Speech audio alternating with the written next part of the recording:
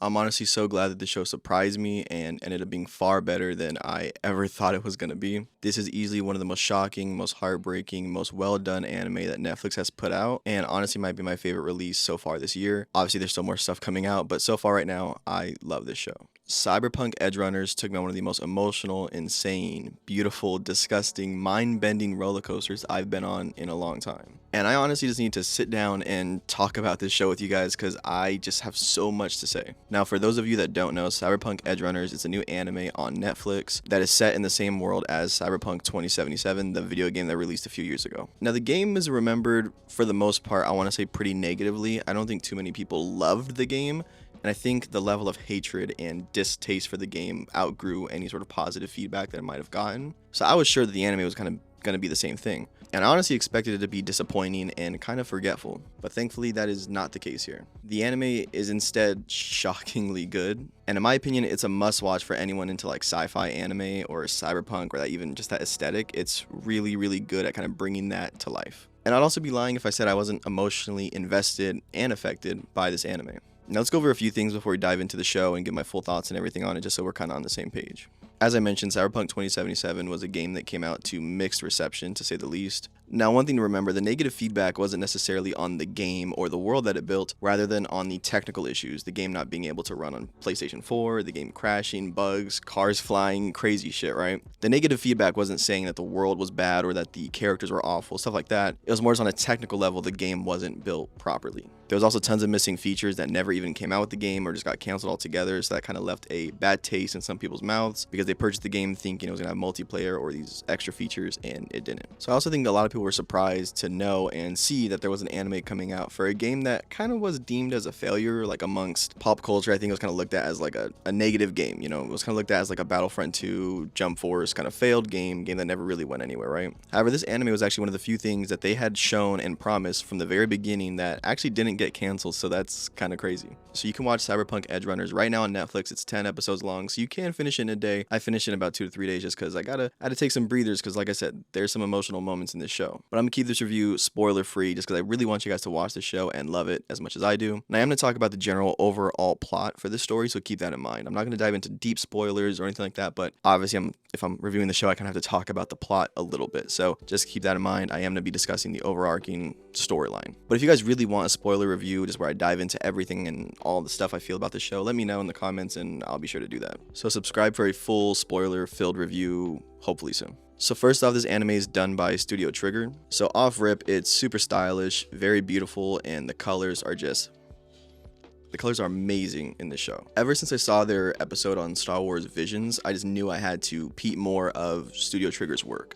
I'm also a big fan of Gurren Lagann, and I know some people that worked on Gurren Lagann are in Studio Trigger, so that's also just really exciting. And this show is so beautiful. Actually, before I even put up this green screen behind me, I had the TV behind me with the show playing and like rolling and kind of being behind me as like a background. And it was almost too distracting because I just couldn't, like, I'm looking at the camera and I'm like, bro, this show's so good. Like, it's just that kind of a beautiful show that I would literally just have it on in the background just for the sake of it being there. It's kind of that level of artwork, you know? From the gorgeous lights in Night City to the insane, gory shootouts to even the amazing chase scenes in this show, everything feels like it's done with a certain level of excellence that is just really not too common to see, especially with Netflix anime. I feel like their stuff is kind of hit and miss. So to get one that's fully all the way there and committed to this aesthetic is just really nice. I would even say the animation for the show gets better as you watch it, because if you're not used to the stylish aesthetic that's done here with Studio Trigger, I think by the end of it, you'll become a fan. And I'm sure it'll grow on you, and I can guarantee that you'll at least by the end of the show appreciate the artwork for what it is. And to me, that's one of the coolest things about this show is because Cyberpunk, if you guys have seen it or played it, it's a very realistic kind of looking game. It wants to be very lifelike and real life looking. You know, it's not trying to be an animated looking game. So to take that concept and bring it into an anime could have been really tricky, but thankfully Studio Trigger did a great job of meshing this insane, dark, gritty world with this super bombastic, bright, intense, almost saturated colors too, into one universe and one world that is just honestly hard to not want to keep watching for the sake of just how it looks. And I think it's also really cool because it has this aesthetic where if you like the game, you're just bound to like this show. You see landmarks, places, buildings, and even, you get to see some characters, not a ton, but a few characters that are from the games and kind of see them in a whole different aesthetic and vibe, but still meshes well within the world that you know of Cyberpunk. And that's what I like so much, that this show respects the Cyberpunk world and brand to not try to make it into something different or crazy or just kind of weird. It instead takes the Cyberpunk world and tries to expand on it and build off of it and introduce us to a new look, a new world that's within the one that we know. And that's great just because it pleases the diehard Cyberpunk fans and also pleases any new watchers too, and even might get some people that don't even play the game to jump into the game now after watching the show. Now also I just have to mention here, the music for the show is so good. Honestly didn't really pay attention to too much of the music in the beginning, but as the show goes on, especially towards the later episodes, it's just so powerful. I will say within the first episode or second episode, there's like a moon scene. I'm not gonna spoil obviously what's going on, but there's a moon scene and that music is just so good. And anytime they show the moon, I don't know why, but the music is always banging on the moon, so that's pretty cool. The sound effects are also great. Car sounds, gun sounds, everything sounds on point. And I also did watch the dub version of this show just because the guy from Breaking Bad, Gus, I believe, Giancarlo Esposito, I'm not sure, he plays the voice actors for one of the villains in the show. And because he's in Breaking Bad, I am going to bring up Breaking Bad again in this video, just wait on it, but I'm not done with my Breaking Bad kind of comparisons or discussion, so wait on that. Also, if you see me looking down, the script is like right under the camera for everything, all my notes and everything, so if you see me looking down, I'm looking at my notes. Now I have one main big, just absolutely massive issue with this show. It is 10 episodes long. And that's not long enough, bro. Pause. I think 10 episodes is a good amount, especially for a brand new show that could have been really bad. But I think 12 or 13 would have gave me more time to kind of be in the world and be within the show. And I would have preferred 12 or 13 episodes instead of the 10 that we did get. But I'm still happy that we got 10 in the first place. There also is like a long time skip, or like we don't really know how long the show takes place. They don't fully say the time frame in each episode or anything like that. So like it could be months, it could be years, it could be weeks. We don't fully know. So because our characters visually do change and start to look a little bit different in the episodes, you would think it would have been at least months or years, but it's really hard to tell. And because it's only 10 episodes, it's kind of makes it a little bit difficult to like plant time framing on each episode. Now, speaking of our characters and just the story and everything like that, I love the story for this show so much. Like I don't know what other way to explain my feelings towards this story without spoiling anything other than just saying I love it. Our story is centered around a young kid named David who lives in Night City with his mom. And his mom is barely scraping by because his mom wants to basically make him a corpo or like an executive business guy, suit, tie kind of dude, right? That's also something in the show is that there's different factions within the game that I think they were trying to hint at with the show too. There's like the corpo factions, the nomad, and like the street kid. So the street kid you could kind of assume is like normal middle class or whatever, and nomad are kind of people that just wander around Night City, don't really have a place. So I guess that could be seen as like the lower class, I'm not sure. But point is there's really three main factions that they show off in the game a lot. And I think the show tries to make David seem like a street kid that's trying to become a corpo. Like he's trying to make that transition between classes almost. And that's a whole like different discussion on the metaphors and everything within the show and in the game too, on how they kind of tried to display social society and different hierarchies and everything like that. But we're not going to touch on all that right now just because that's a whole different conversation. But point is his mom wants him to become a corpo, but he really doesn't care about what he's doing. He just wants to support himself, his mother, and his loved ones too. And obviously because David's mom is trying to get him to jump up into the corpo ladder, essentially, they get looked down upon a lot by other people that are already kind of higher up because they see them as, you know, street rats that are trying to make a name for themselves and just kind of bully them basically. And obviously, like I said, no spoilers here, but through tragedy and heartbreak and love, David basically must find a way to support himself, his family, and his friends by any means necessary.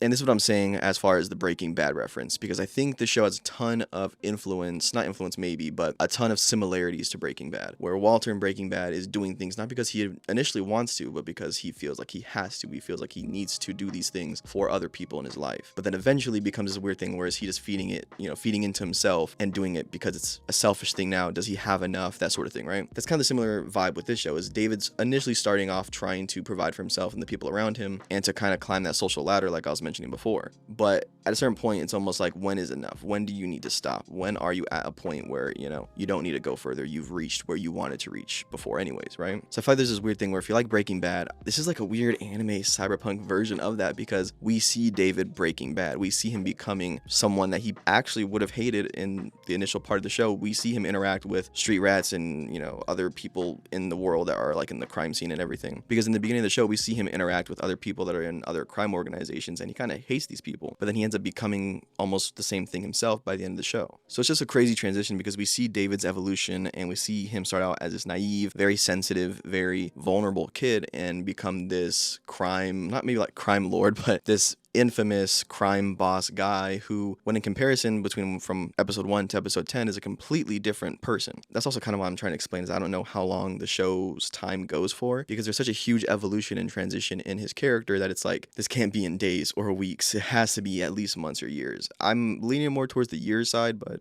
who knows? It's just such a good story, because we see what Night City does to David. We see what the need of having to be more in this city does to someone. And we see him go from this very, I don't say nice kid, because it's not like he was like a nice kid, but from a normal kid, a troubled kid that's just trying to do right and provide for himself and his family, right? It's just kind of, it's a crazy story, and I think it's done really, really well. And it, again, has so many similarities to Breaking Bad, where it's just this huge ride that you almost don't know when to get off. You don't know when our hero becomes the villain, because it just happens so gradually. So seeing our little boy David turn to like a completely decked out, chromed out, cyberpunked mercenary is a really insane transition, and it's done, in my opinion, really well here. We also see how this evolution of his character affects the people around him. We see the people that David touches and what they go through and what they are thinking while he's doing all this crazy shit. What are they thinking? What are they going through at the same time? We see David join his first gang. We see him kind of mesh with that first initial group that he meets up with, and kind of how he works with them and continues to move forward in life with them. We see David grow with his first mentor that he really finds, and kind of how that shapes him as a person and as an individual moving forward in the series. We also see him fall in love with a netrunner named Lucy, and that's just a whole different kind of bag, but it's just really cool seeing him learn what love is, seeing him learn how to love someone in a way that he hadn't before, but also in this setting of the cyberpunk city and within this group and everything like that. It always kind of makes it feel like they not only love each other because they love each other, but they love each other because they want to protect each other and make sure each other's okay and healthy and that sort of thing. We also see this whole story arc of David and Lucy wanting to achieve these dreams, but David almost becoming the monster within that transition to achieve those dreams. The story just creates these honestly beautiful bonds between him and the other characters that we meet. And every single character has a moment where I see them and kind of feel for them. Every character has a moment where I see them as more than just a side character. I see them as kind of a bigger piece to the story. And that's what's really cool. There's tons of side characters and tons of anime that just don't mean anything, and by the end of the show they're useless and irrelevant, right? But I feel like every character that's shown in this show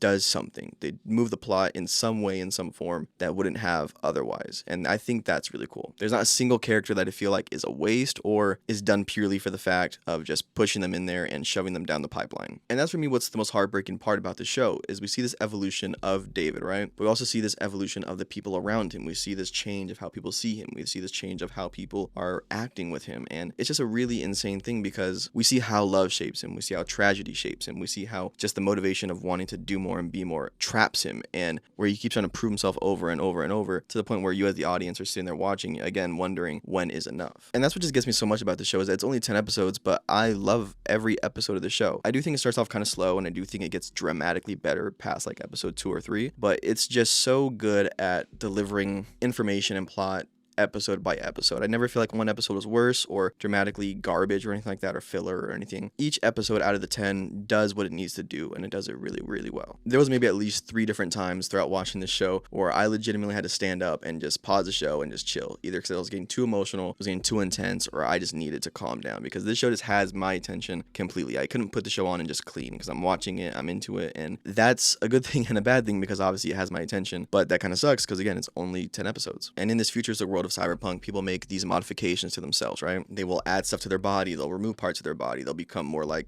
cybernetic, they'll become stronger in different ways, but they lose a piece of their humanity, kind of, right? So some people, they'll replace their arm with like an arm that has like a rocket launcher in it, or they'll make their legs stronger, robotic legs, right? But the more modifications you do on your body, the less you kind of become a person, and I think the harder it is for your mind to kind of keep up. So there's this known thing in the world of cyberpunk where basically if you put too many modifications on yourself, your body can't handle it. So your mind starts to break down and you kind of go insane because your body and your mind can't keep up with all this tech that you have going on in your body and in your head. It's called Cyberpsychosis, and so you basically get that if you put too many mods on yourself. And that's an interesting way of playing into the show too, because not only do we see David become a mercenary and all these things, but we see him battle this idea of, do I need to add more to me? Am I enough? Do I need to add more modifications to myself to make myself either a more powerful person, a better person, a faster person, that sort of thing, right? And it affects not only himself, but again, all the characters we meet, because whatever he does, he's part of the group, it affects everyone. So it has this interesting way of working into the story here, because honestly, on the video game side, you don't face too much of this whole like cyber psychosis thing that much. It's a big part in the game, but you as a character don't really have it too much or experience it at all. But in the show, experiencing it kind of firsthand and more involved in the story element does a really good job at making you kind of feel for it. This story is just so good. In my opinion, it's one of the best like fall from grace kind of storylines. I loved every episode, every moment of this show. And I honestly think this show's kind of for everyone. I think anyone can enjoy the show, whether you've played the game, whether you haven't, whether you like sci-fi, whether you don't. If you try the show out, at least get to the second or third episode before you make like a full opinion on it, like most anime out there. But I think this one's especially really good. So I think it's totally worth watching. But man, I can't lie, the show made me want to dive deeper and further into Night City. I literally, as soon as the show finished and I wrapped it up, I put on my PC and I started playing Cyberpunk, and I've been having a great time with the game. It's been updated and pushed further along, so it has actually content from the show now in the game, so that's really cool. I honestly just truly hope we get more of Edgerunners. I hope we either get a second season that's its own thing, completely different, or a continuation of the story that ends off here in season 1, because I loved it. I had a great time, and I actually know for the most part the reception for the show has been it's been really good. I've seen nothing but good, positive things about this show. And this world of Cyberpunk is so rich and packed with lore and history and just this crazy vibe that I haven't been able to get that much from another show or video game in a long time. So to see it transition between different mediums is just really cool. And I really hope we see more from the anime side, especially because I think it was done super well. I would love to see Studio Trigger continue on with the show, but I wouldn't mind seeing other studios take a crack at it too, and seeing what other studios' interpretation of the city kind of is. Think like an expanded version of Star Wars Visions, where instead of one episode, one studio, you could be like a whole season for each studio and kind of get a whole different vibe and energy within that same world. But either way, I love the show. Have you guys seen Cyberpunk Edgerunners yet? If you haven't, please watch it. If you have, let me know in the comments what you guys think about this show. Am I crazy? Am I tripping? Is the show trash? Is it good? Is it great? Let me know, and subscribe. And thanks for watching to the end. Have a good one.